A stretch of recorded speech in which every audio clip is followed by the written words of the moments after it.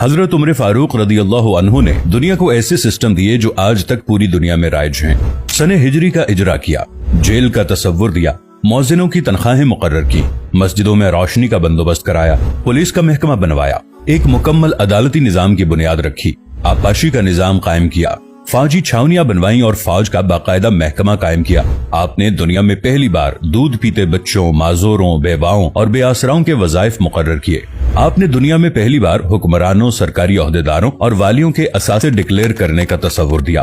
आपने बेइंसाफी करने वाले जजों को सजा देने का सिलसिला भी शुरू किया। आपने दुनिया में पहली बार हुक्मरान क्लास की अकाउंटेबिलिटी शुरू की। आप रातों को तिजारती काफिलों की निगरानी करते थे। आप फरमाया करते थे, जो हुक्मरान अदल करते हैं वो रातों को बेखौफ सोते हैं। आपका फरमान था कि कौम का सरदार कौम का सच्चा खादिम होता है। आपकी मोहर पर लिखा था, उमर नसीहत के लिए मौत ही काफी है। आपके दस्तरखान पर कभी 2 सालन नहीं रखे गए। आप जमीन पर सर के नीचे ईंट रखकर सो जाते थे। आप सफर के दौरान जहां नींद आ जाती थी, किसी दरख्त पर चादर तान कर साया करते और सो जाते और रात को नंगी जमीन पर दराज हो जाते। आपके कुर्ते पर 14 पैबंद थे और इन पैबंदों में एक सुर्ख चमड़े का पैबंद भी था। आप मोटा खुरदरा कपड़ा पहनते। आपको नर्म और बारीक कपड़े से नफरत थी।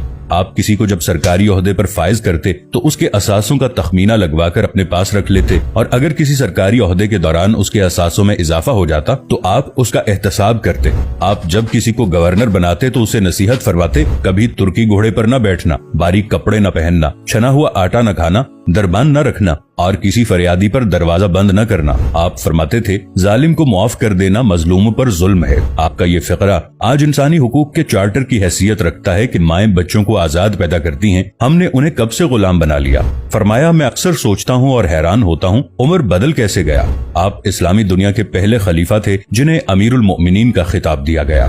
दुनिया के तमाम मज़ाहिब की कोई न कोई खुसूसियत है। इस्लाम की सबसे बड़ी खुसूसियत अदल है और हजरत उमर फारूक रदियल्लाहु अन्हु वो शख्सियत हैं जो इस खुसूसियत पर पूरा उतरते हैं। आपके अदल की वजह से अदल दुनिया में अदल फारूकी हो गया। आप शहादत के वक्त मकरूज थे, चुनाचे आपकी वसीयत के मुताबिक आपका वाहिद मकान बेचकर आपका कर्ज अदा कर दिया गया और आप दुनिया के वाहिद हुक्मरान थे जो फरमाया करते थे, मेरे दौर में अगर फुरात के किनारे कोई कुत्ता भी भूख से मर गया तो उसकी सजा उमर को भुगतना होगी।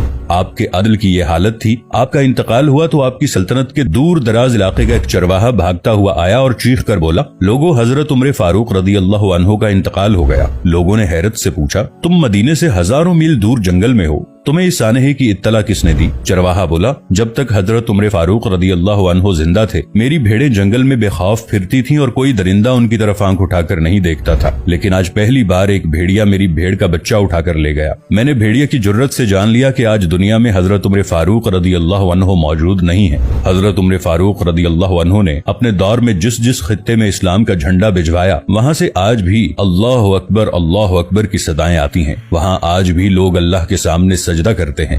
दुनिया में अलेक्जेंडर का नाम सिर्फ किताबों में सिमट कर रह गया है, जबकि हजरत उमर फारूक रदियल्लाहु अन्हु के बनाए निजाम दुनिया के 245 ममालिक में आज भी किसी न किसी शक्ल में मौजूद हैं। आज भी जब किसी डाक खाने से कोई खत निकलता है, पुलिस का कोई सिपाही वर्दी पहनता है, कोई फौजी जवान 6 माह बाद छुट्टी पर जाता है या फिर हुकूमत किसी बच्चे, माजूर, बेवा या बेआसरा शख्स को वजीफा देती है तो वो मुआशरा, वो सोसाइटी बेइख्तियार हजरत उमर फारूक रदियल्लाहु अन्हु को अजीम तस्लीम करती है। वो उन्हें तारीख का सबसे बड़ा सिकंदर मान लेती है, माँ सिवाय उन मुसलमानों के जो आज एहसास कमतरी के शदीद एहसास में कलिमा तक पढ़ने से पहले दाएं बाएं देखते हैं।